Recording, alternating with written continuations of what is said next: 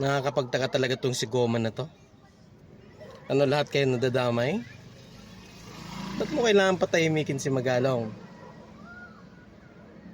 Dong Richard, bilib pa naman ako sa'yo nung hindi ka pumirma sa impeachment ni Inday. Bilib na bilib pa naman ako sa pagsuporta mo sa drug war. Ba't anong nibago naman ka dong? May kinalaman ba to sa ano? May kinalaman ba to sa stage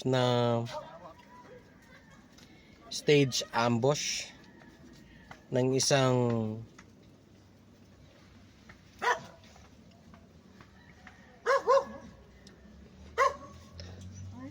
confessed drug lord, mayor ng Albuera? Chard naman, alam mo, pag wala kang maliit na sugat o katiting na sugat sa katawan mo, pag wala kang sugat sa katawan mo, paliguan mo man yan ng kalamansi juice, wala kang hapding mararamdaman. Yan yung tandaan mo. At parang nag-aaray ka dyan? Taong to,